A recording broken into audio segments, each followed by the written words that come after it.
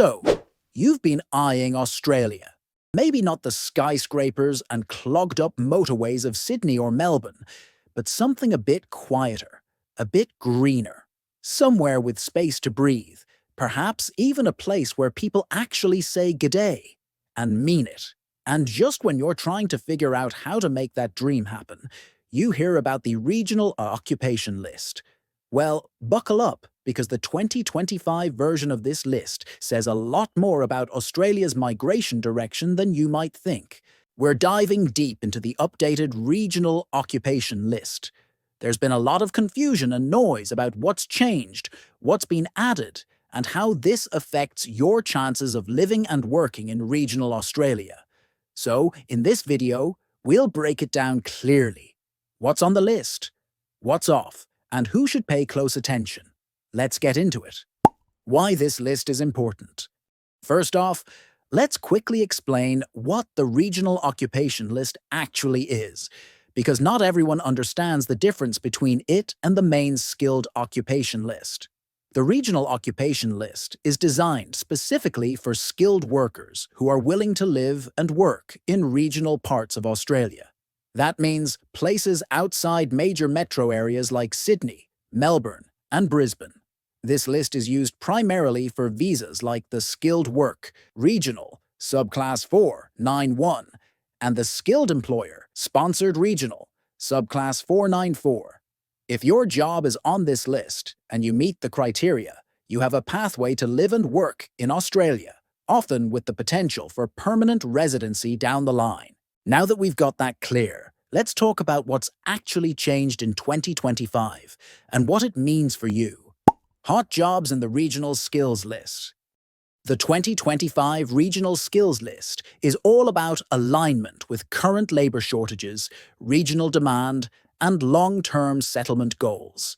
This year's list reflects three big priorities from the Department of Home Affairs: filling essential skill gaps in key industries, supporting population growth in regional areas, and providing clear PR pathways to workers willing to stay regional. The list has several in-demand occupations based on regional reports and input from state governments. Some of the roles include private tutors and teachers, registered nurses in regional aged care and remote communities, civil engineering technician, veterinarians and veterinary nurses, childcare centre managers, agricultural technician. These are no surprises when you look at what's happening on the ground. Rural towns and regional cities are crying out for qualified migrants in these occupations, so if your occupation is on the list, this could be your moment. Some occupations not in the list in 2025. On the flip side, some occupations have been removed, mostly due to oversupply, lack of long-term demand, or changes in regional development strategy. Here are a few examples: massage therapists, photographers, jewelers, and fitness instructors. Now, if you're in one of these fields, don't panic, but do reassess your strategy. This doesn't necessarily mean no pathway exists, it just might be longer, or require a different approach. Key Industries Prioritised in 2025.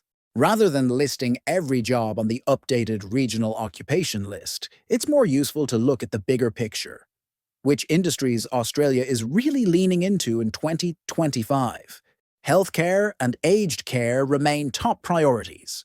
Regional towns are still grappling with critical shortages of nurses, aged care workers, and allied health staff.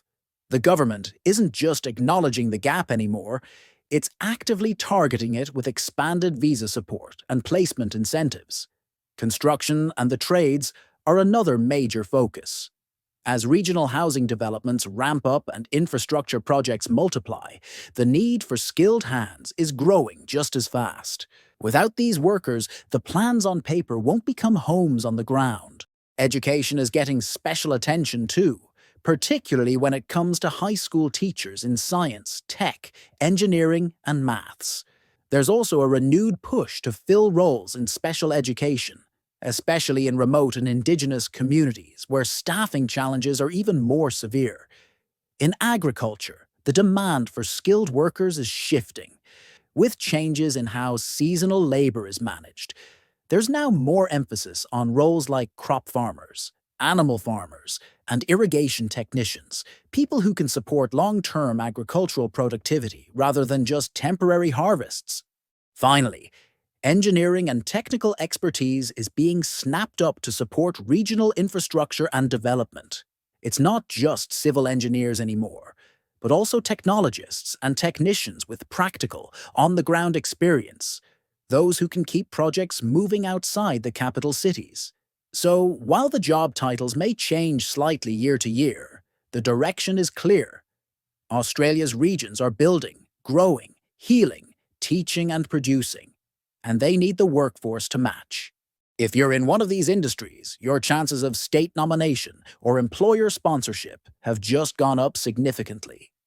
For skilled professionals, offshore. Now, let's talk to those applying from overseas. You're probably wondering, does this update help you? Yes, but only if your profile matches the regional demand and you're willing to commit to living outside major cities. This year, the focus is shifting away from general migration and more towards targeted regional placements. That means the bar is higher in some ways. State nomination processes are more competitive, but if you bring the right skills, you have a clear shot.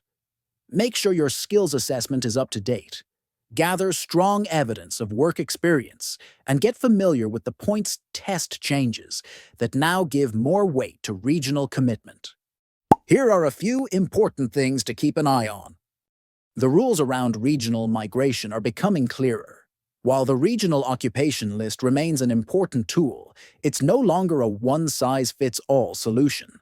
Some states are tightening their criteria, requiring higher levels of English or more work experience for specific occupations, even if those jobs appear on the list.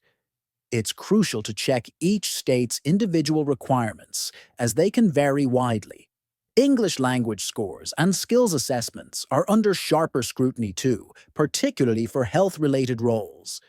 You'll still need a formal skills assessment in nearly every situation, so there's no shortcut there. For those on the 491 visa, the path to permanent residency through the 191 visa remains unchanged. Live and work in a regional area for 3 years, and you're eligible. However, don't assume everything else is fixed. The Department of Home Affairs can update the list at any time based on emerging workforce demands. In other words, the system is flexible, and staying informed is essential. For international students, pick a course that leads to an in-demand occupation on the list. Choose a regional campus to study. Apply for the temporary graduate visa, then move into a regional visa stream like the 491. The regional occupation list update is more than a technical adjustment. It's a strategic signal. Australia is doubling down on regional development. The focus now is on long-term settlement, not just short-term work visas. That means if you're serious about making Australia home, and you're willing to live and work where the country actually needs you, your chances just improved. This isn't just about points or lists. It's about planning ahead, being flexible, and aligning your career goals with migration policy. That's it for this breakdown. If you found this useful, make sure to subscribe for more updates on skilled migration and visa policy changes. And if you have questions about specific occupations, drop them in the comments. Thanks for watching.